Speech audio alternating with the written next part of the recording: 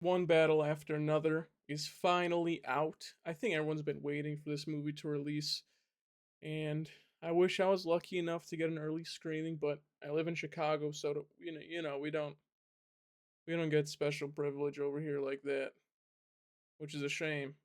Because I really wish I got to see this movie sooner than I did. But seeing it on a Thursday night, Thursday afternoon release at like 2:30 p.m., that's pretty good. Um, I was pretty worried about this movie. Obviously, it has Paul Thomas Anderson's name on it, and basically with the blank check as well. And of course, one of the best actors of our generation, Leonardo DiCaprio, as well as the main lead. There really wasn't much room to screw up here. And with everyone saying that this is the best movie of the decade, best movie of the year, best movie in a long ass time, uh, there's just a lot of pressure going into watching these movies, even. I can't even imagine what PTA feels like because as a director, he has a really, really good history in film, of course. He's made Licorice Pizza, There Will Be Blood, Magnolia, and what I caught this year, The Master, which was fucking perfect. He really hasn't made a bad movie that I've seen. I think every movie I've watched of his is minimally rated an 8 out of 10, and then everything else is like a 9 out of 10. I don't think he's really made anything heinously bad or even close to bad. He is one of the best directors of our generation, maybe one of the best directors of all time, even. I mean, There Will Be Blood is one of the most renowned films ever, and One Battle After Another, I think, is going to be the next one of his. Of course, Licorice Pizza and The Master are really well known and well loved, but I don't know what it is about One Battle After Another. I was sitting down watching this movie, and halfway through the movie, something just hit me in my head. And I haven't really experienced this that much recently, in the 2020s at least, where I'm just sitting down watching a movie and I'm realizing I'm watching a classic. I'm watching a classic movie. Like this movie will be one of the classics, I think.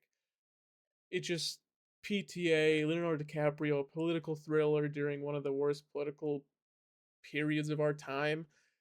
Everything's just perfectly stacked up, and this movie's just gonna age like fine fucking wine. I think at any point in time, this movie will be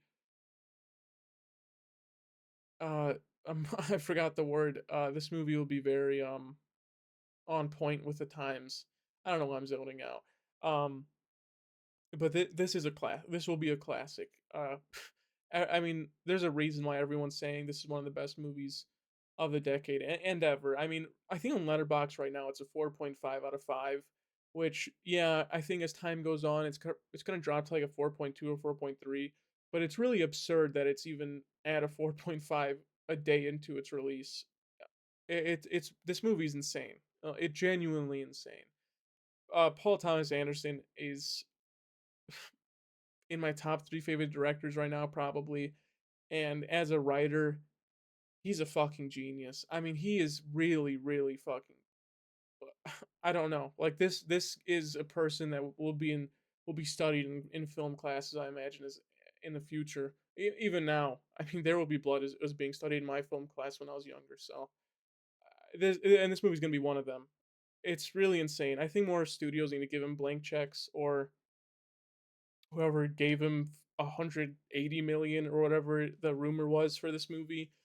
He just needs to keep getting them. I think this movie's gonna make its money back like 3 times fold at least. Like this is insane. Everything about this movie is perfect, like absolutely perfect. I'll just start visually because I think the worst part about this movie is um how it looks, not the cinematography necessarily, but this movie looks gorgeous. There isn't really a bad looking scene, and the nighttime scenes look absolutely stunning, especially the opening bit where it's Leonardo DiCaprio and Tiana Taylor saving the immigrants, and there's the firework rockets exploding behind them. Everything just looks gorgeous.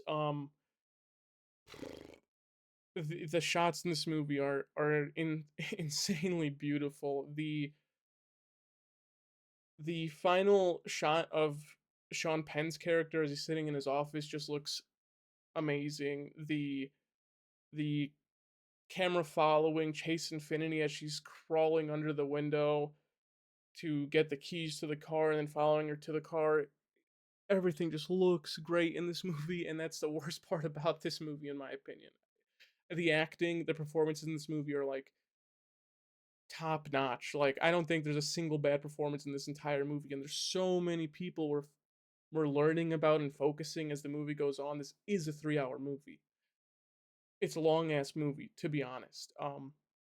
And I know people aren't gonna sit down for a 3 hour movie a lot, but I think this one is worth it. I don't really hate 3 hour movies. I think they tend to be actually pretty good, or at least from what I see on my Letterbox account, they tend to be pretty good. And this is just another one, just another amazing 3 hour movie. So no surprise there. But you learn about so many characters, and you're following them, and everyone just has a conclusion in the story, and you don't get that a lot in modern movies. And you saw that in my Honey Don't review. You saw that in my Him review. I don't like when stories aren't concluded. I think it's fine sometimes, but when it's just heinously bad, where it's not a concluded story, it just doesn't make any sense. Especially when you're following so many people. You have Leonardo DiCaprio, who's this father who's struggling to find his relationship with his daughter Chase Infinity, and even having almost begging her to say I love you to him, and needing that conclusion, or needing that feeling back inside of him, and he even becomes an alcoholic and a drug addict to the point where he can't even remember these secret codes he was supposed to learn uh, to find where his daughter's at if she ever goes to an escape point. Chase Infinity, this young kid who's trying sort of to be the new generation of her family, being the revolutionaries. We learn earlier in the movie, Tiana Taylor even says it. My family before me were revolutionaries. That my family before them were revolutionaries. Everyone in my family's lineage is just revolutionary, and you can feel Chase Infinity might not completely know that since she doesn't know her mother at all, but she's trying to be this person who's a revolutionary. And I'm happy that the movie ends with her leaving out the house after reading her mother's letter and growing that bond back with Leonardo DiCaprio. And she goes out of the house to become a revolutionary, just like her mother was sort of in the beginning of the movie. Probably just not as bad because her mother does some disgusting shit in this movie. You have the conclusion to Sean Penn's character, who is absolutely vile. I mean, the the lines with him talking to the white nationalist group is hilarious, where he's like, uh she reverse raped me and she got pregnant, is fucking hilarious. Like how do you even come up with that? It's just a stupid line, and it's so funny. and and then he goes to capture Chase Infinity, finds out she's the daughter, so he takes her to send her to a bounty hunter to kill her. And then he's driving on the road and he gets his face blasted with a shotgun and he somehow lives. And then he goes to the white nationalist group after claiming all that stuff and saying she wasn't, the reverse rape, and she wasn't his daughter. Yeah, she wasn't his daughter. And he's sitting in the room, and the gas is just slowly coming and killing him. Everything about his closure is perfect because you fucking hate this guy, and you like that he just has a death where he thinks he's enjoying life, but then bam, he's gone like that. I love that. And then uh Tiana Taylor, I think, was the only bad closure to this movie, but I still think it's fine. Her being in the first hour and a half ish of this movie is something that baits you into thinking she's gonna be with Leonardo DiCaprio throughout this movie, sort of like a buddy cop type of thing. Obviously, they're not buddy cops, but like some type of relationship like that. And they have the daughter, and then she just disappears, and not only in their lives, but she just disappears from the movie completely. You get one more scene with her and Sean Penn in the house, and then she escapes and she does the COVID mask stuff, and you don't see her after. But the letter at the end that she gives for to Chase Infinity is enough, and I think it's fine. her because Jason Finney and Leonardo DiCaprio building their relationship back together was way more important than having Teyana Taylor return and try to be this mother who needs to come back in her family's life. I think it's fine just her disappearing. She never knew how to handle any of that in the first place, and you understand that in the first hour of this movie. So I like that she never comes back. And then you have Tony Goldwyn, who's this sick, not even the leader of a white nationalist group who only wants purified white people in his party, and he gets fucking mowed down by the pistol that Jason Finity's holding. That was great. I love that. Fuck that guy. Fuck that guy. But him as an actor, he was brilliant. He was fucking hilarious. He's a bad character.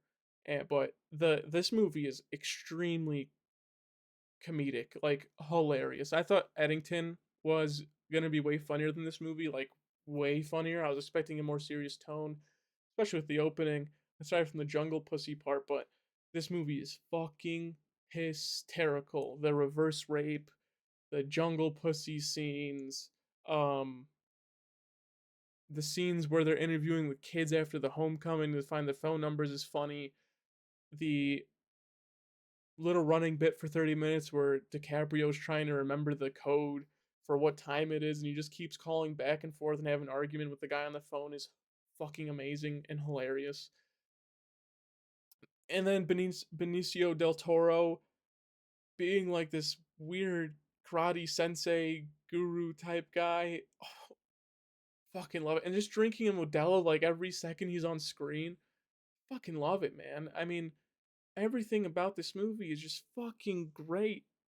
Like, I'm so happy everything just worked out well.